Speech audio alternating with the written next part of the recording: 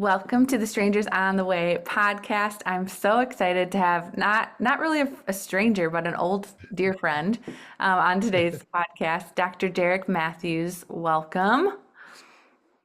Thank you for having me. I'm Excited an to old friend. You mean like time, right? You don't mean age. time. No. We are young and vibrant. That's right. That's right. Because we're the same age. Because if you were calling me Yes. old, you're old too then. So Yes. let I know. No, we are young. We are fully alive. that's right. So fun. That's Yeah. right. Yeah, That's I right. met Derek in college, so I will not share how long ago that was, but over a decade. And yeah, I Probably have feel a like lot. You probably have a lot of blackmail stories on me. no. No, I was pretty good. I was pretty good. We were both Yo, really you were awesome. we were too busy to cause trouble. Yes, that's so true. We We were were very yes. involved. But keep We, going. we yeah, we were. I would say, yeah, when I first really got to know you is through this program called Character Quest, which you Mm-hmm. ran with Mm-hmm. your dad. I would love to Mm-hmm. just hear like anything about that because it was so transformative for my life. And yeah. Well, what was transformative about it? Well, just to give to our listeners a picture, we went to, it was a leadership development program, character development Mm-hmm. program, and we went to the woods about 3 hours away from our school, and Mm-hmm. we did paintball missions, and camped, which is like so out of my element. Mm-hmm. And then all of it had to do with leadership. So the first mission we like utterly failed. Mm-hmm. And we learned like that failure is not failure, it's like a finding. And Right. we went through these paintball missions after trying to get this thing called it. Um, and finally we got it, learned how to be team, learned how we're wired, learned how to like play to people's strengths. It's just so many things that I still use today. It's wild.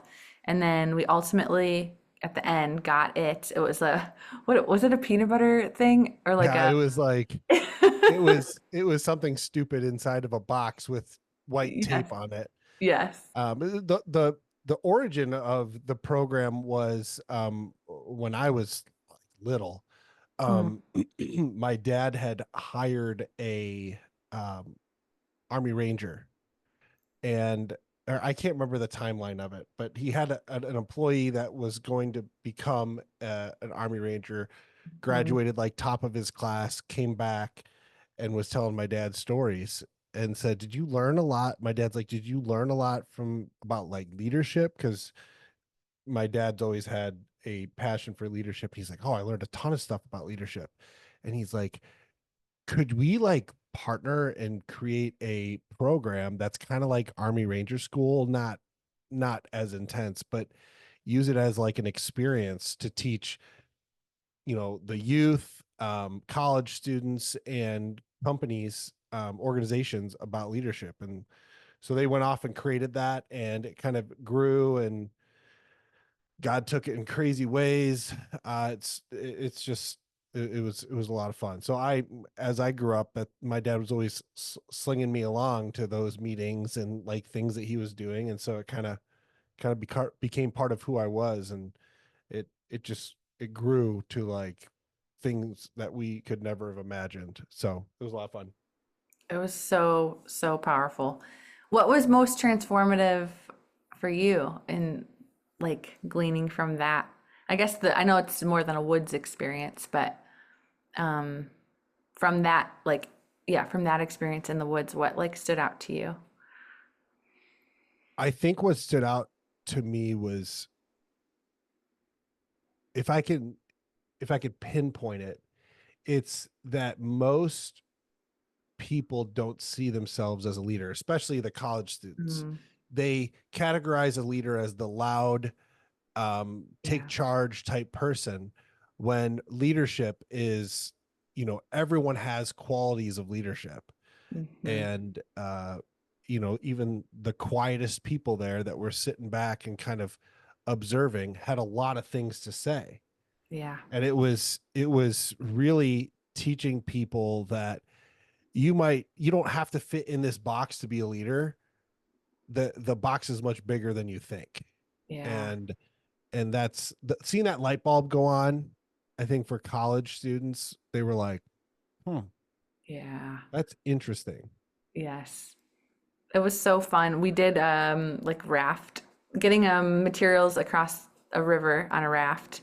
And Hmm. one of the first things you learn is really a simple way of sharing personality, but lion, beaver, otter, and golden retriever are Hmm. like the personality types, shapes. Hmm. And lions are more like active and task oriented, and otters are more active but people oriented. And so you learn beavers are more task oriented, a bit slower, deeper processing. And then goldens are more people oriented, but also slower, deeper processing. And so you can Right. see, like, we had this mission to get all of this put essentially like something together to get food across the river.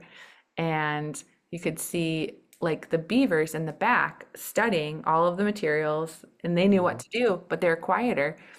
And so until someone said, "Oh, what do you think we should do?" they had the answers. But you're right, like that they definitely provide leadership, but you don't always consider the quiet or the ones in Oh the yeah. background. But they're often like the most brilliant. Like, yeah, Yeah. Yeah. And you know, one of the big things that we talked about is with each one of those, you know, it's basically the disc model. yep, Line Otter, Beaver, Golden Retriever. Super simple. Most of our listeners are probably like, oh yeah, I've heard about that. But we like really, really dive into it, but in a way that is you'll never forget it. mm-hmm, I can guarantee that most people have filled out a disc and they've been all excited about knowing who they are, and then they forget which one am I? What does the D mean? What does the I mean? Line Otter, Beaver, Golden Retriever is so simple. yes, And you know, the main point we're talking about is like each one of us have strengths, but those strengths pushed to an extreme become our weakness. And you know, that's where, going back to the raft, we would encourage, it was like one of the first experiences we did, and it was always a disaster. And you'd see the beavers in the back kind of just sitting there looking. You'd see the lions and the otters, you know, doing all this stuff, and the golden retrievers are just kind of making sure that everyone gets on the raft okay. And the point that we were trying to make in the after action review of that was, you know, your strength pushed to an extreme is your weakness. So while lions have a tendency to jump in and get the job done, they shut out other people. mm-hmm, And so it's super important that a lion, you know, we have this tendency to dive in, but to turn around and say, hey, does anyone have any ideas that they want to share? Like you have to do that. Otherwise, you just all the lions take over. yeah, So yeah, it's very, very interesting. And the so, best ideas are the beavers. The beavers have the best ideas. They mm-hmm, just don't, they're not verbal vomit yep, like they don't speak what's on their mind yep, as much unless they're prompted. So yep, yep. It's so just good. reading people and understanding people. Yeah, I Yeah. still use it as I go into teams and go into meetings. Like you can almost tell what people like what people are. I had a job interview yesterday and I was like, "Oh, okay, this guy's a lion." But it's amazing because then I even like altered like my responses were pretty direct and clear and concise because I knew that's like how it would be Right. best to communicate to a lion. So I still use it like over a decade later, Oh, and and it's fascinating. it's easy. And you know, yeah, you're 100% right. Like many people communicate, but very few connect. So Yeah. you I can speak lion to everyone because I'm a lion. Hmm. But if I'm talking to you, you're more of a golden retriever. I'm not going to connect with you. If I'm super intense, I'm not going to connect with you. So I Yeah. have to read your body language and read who you are and be like, okay, this is a golden retriever. So, you know, let's do a little chit chat before, see how you're doing and Hmm. things like that. Now, if I'm talking with a lion, I can get right into business. Hmm. And now I'm connecting with that lion.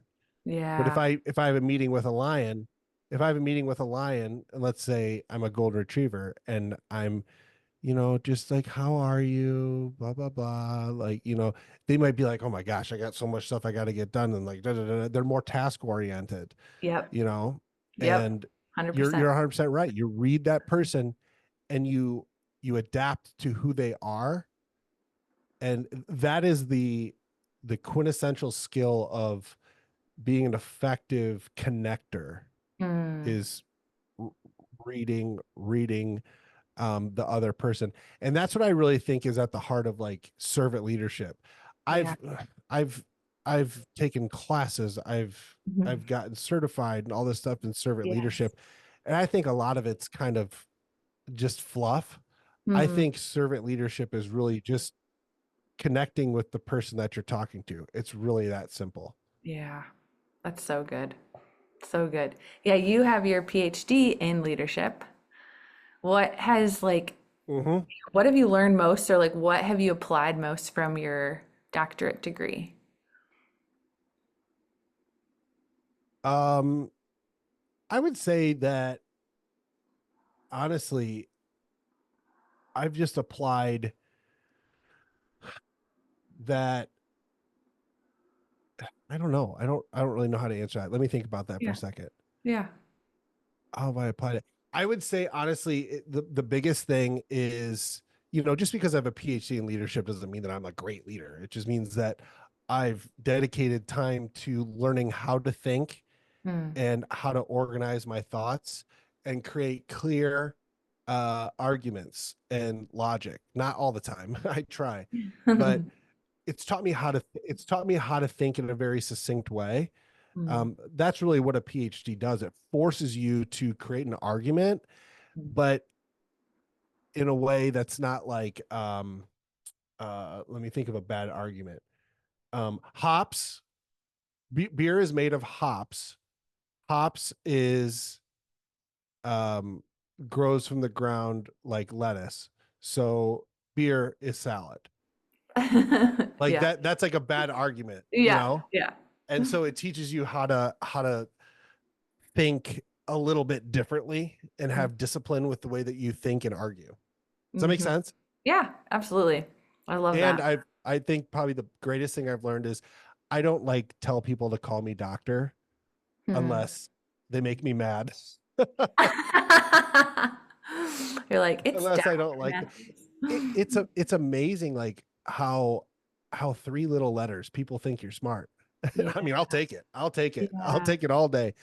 But it's wild like how credentials work and Yes. everything. Yes. I've just because I have those letters behind my name, I've gotten into certain doors. It's just wild how the world Yeah. works, Yeah.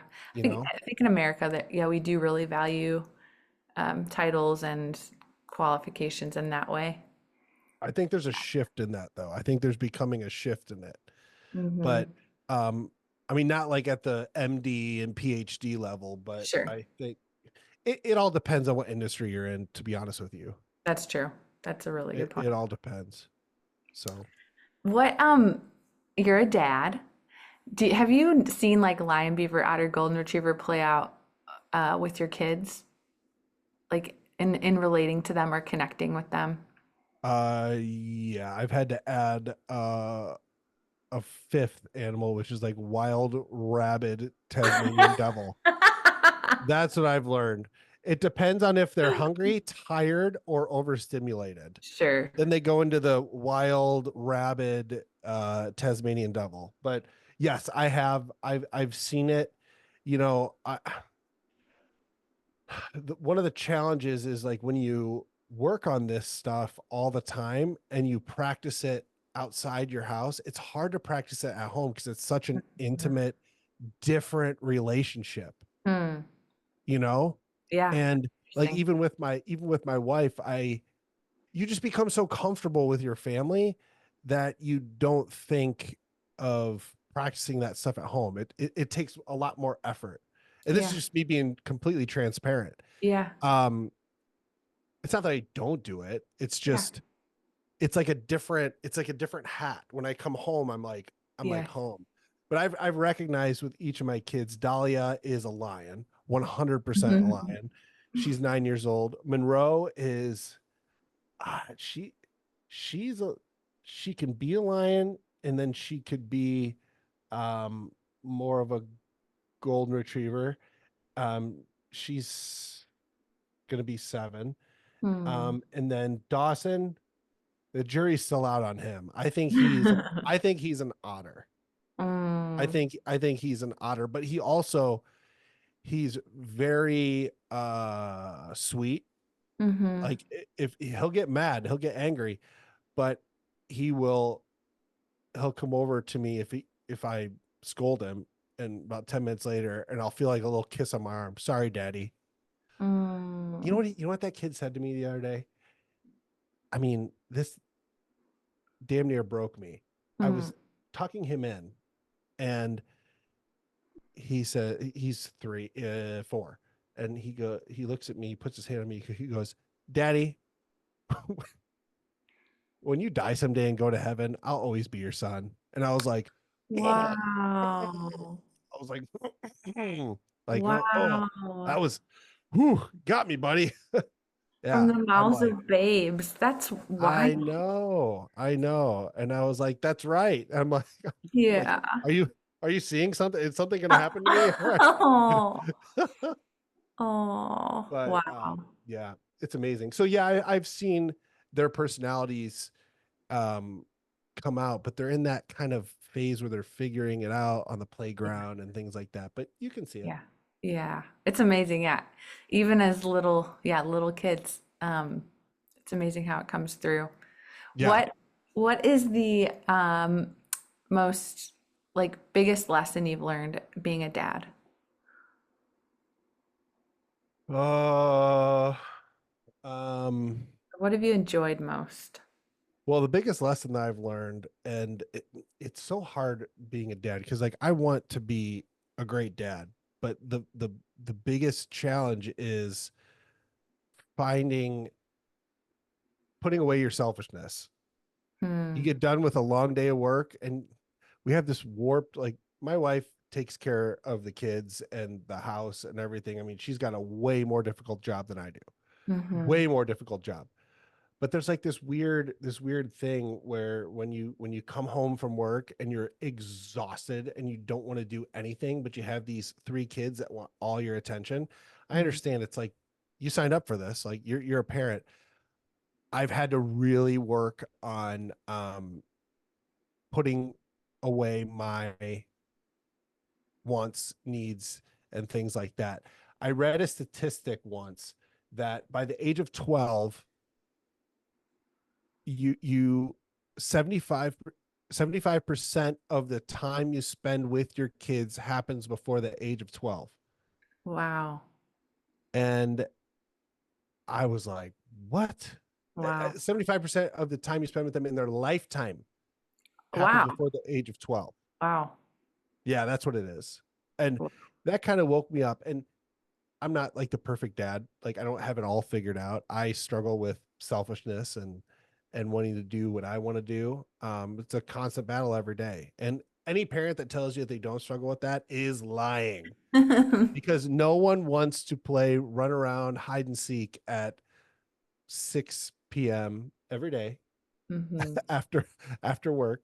But uh you learn to kind of, it's a reality check that, you know, Hmm. but then like when you get up and you do it, like it's fun. Like Yeah. kids have, they they're just fun. Yes. They're hilarious until bedtime. Then they become negotiating terrorists. That's so true. Oh, Yeah. that's so fun. Yeah. Well, that's good. You put out really, I would say, just like, yeah, cutting edge email newsletters. Like, I Yeah. love the content in your newsletters. Well, thank you. What's something you are like, I know you're very well read, you love to learn. Like, what is something like that you're just jazzed about right now that you've learned recently or like in the past year? I think you, yeah, you just always bring really neat stuff related to leadership and development and I would say probably what I've been reading about that's the most interesting, I think, is the implications of AI on mm, our society. Like I really think that there is a lot of things that are happening with AI. And, you know, like any technology, what does technology do? Technology uh, creates, what's the word? Um, it makes life easier. Technology makes life easier, right?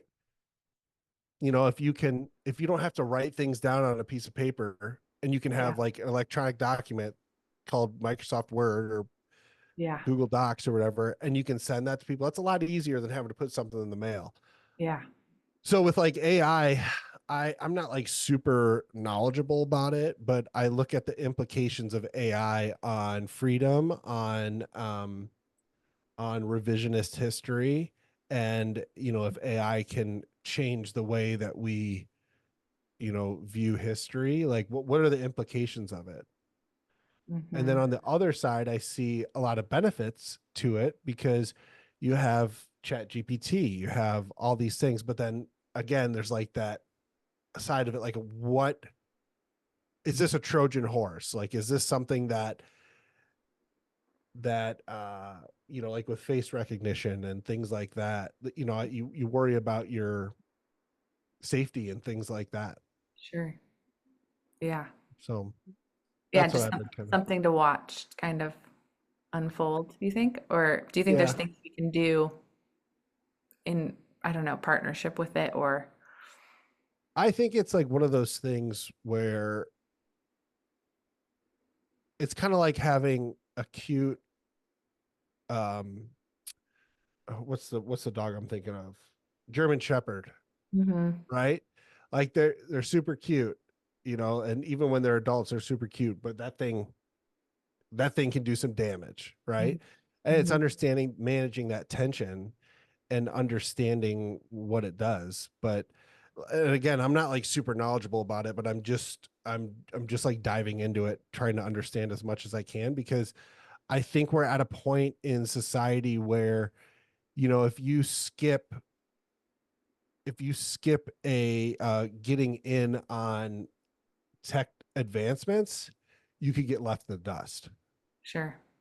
Think about grandparents that never adopted the computer. Hmm. And then now their life is so much more difficult. They have to balance a checkbook. They have to, do all these archaic things uh and they're having to catch up. Well, Sure. that, 15, 20 years that they missed out on now happens in a year. Hmm. Yeah. Like, chat GPT, that freaks me out. I'm not going to use that. Well, that could be they're already adopting it into Apple iOS, like with iOS 18, I believe. Hmm. Hmm. And like you kind of have to know how to use this stuff. And so I just tell people like stay, that's what I do with the newsletter. I try to bring about different things to help people future proof their career, their life and things like that. So just cool things that I see. I write a little bit about it. Yeah. But yeah. Awesome. Super. Yeah, they're super insightful and always like, yeah, it's nice when someone else is doing the research and then they Yeah. share it to you. Yeah. Like, Well, here's the there's so summary. there's so much stuff out there. There's Yeah. so much information that Yes. I mean, when you're doom scrolling and you're just like, what I've been doing this for 45 minutes. What am I doing? Yeah. And you're like your brain was not created to scroll through and have like happy video, sad video,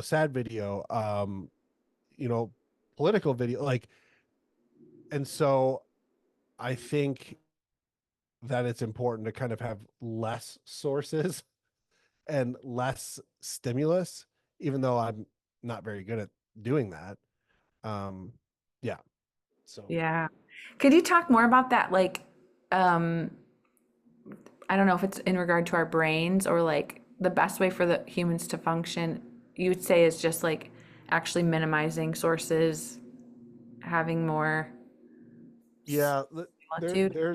there's some like research out there that I've heard about. I haven't like really gotten into it, but I heard it from Alex Huberman that typically when we wake up, we have this like cup of dopamine. This is the way that I understand it. Someone could fact check me on it, and I Sure. I could be wrong, but this is what I remember.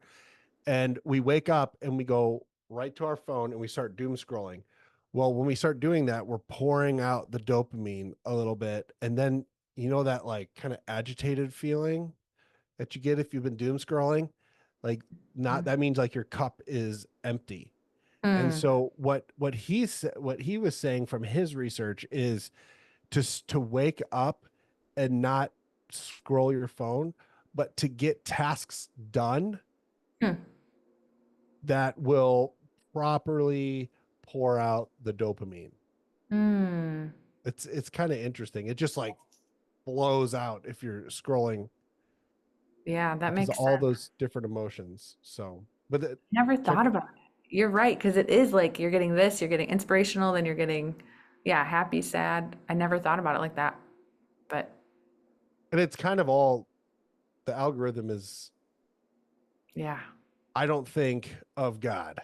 I really don't. I really don't. I just don't think that algorithms, unless you follow a bunch of good content.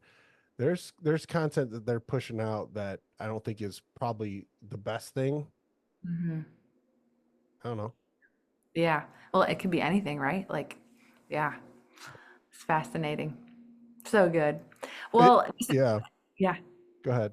As we wrap up, I love to ask people for just like words of wisdom or anything like to give hope to people.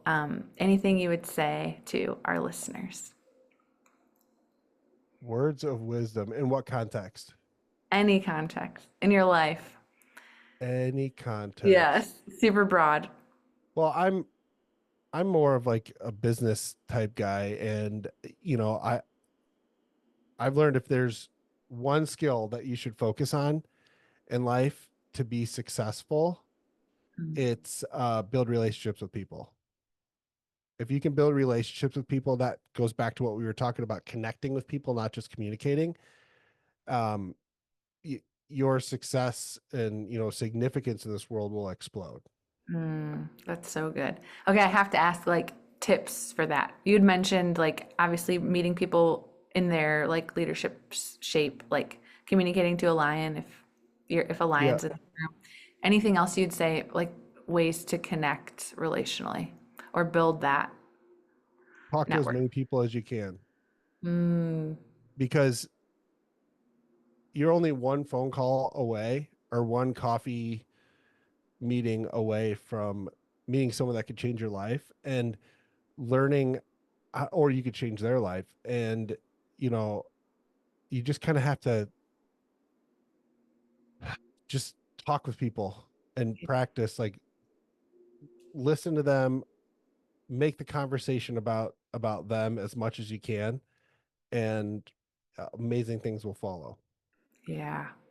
That's so good. It's amazing because that's kind of why I started this podcast. Like it's called Mhm. Strangers on the Way, and the premise is to like I just feel like the world has been so isolated Oh and yeah. it's like killing us. And Yep. so I encourage people like meet a stranger every day. And even though like a lot of people talk about social anxiety and different things, but I think the only way to overcome it is to practice, like you said. Like, Hmm. I love the tips about like, yeah, even asking good questions and showing interest in them. Um, yeah, super powerful. Yep. I mean, you just go out and help people. Hey, how can I help you? Like, what are you working on? Like, how's that going? What's the challenging things? And then just like listening, it's pretty simple. We just forget to do it. And then just be like, oh, maybe I could connect you with this person, and they could Yes. help you. That's how successful people become massively successful, Yeah. I found. Yeah, I love it. Well, Derek, thank you so much. This has been rich and such a joy. Well, And thank thank you. you for having me. It's always Yeah. great to see you. Yeah. Thanks for who you Old, old friend. are. Old friend. Old but no gray hair friend. Yeah. Yeah. I think it's starting to come right here. Right here Uh, a little bit. that just means But wisdom, right? I think so. I think Mhm. so. Thanks so much, Derek. Absolutely.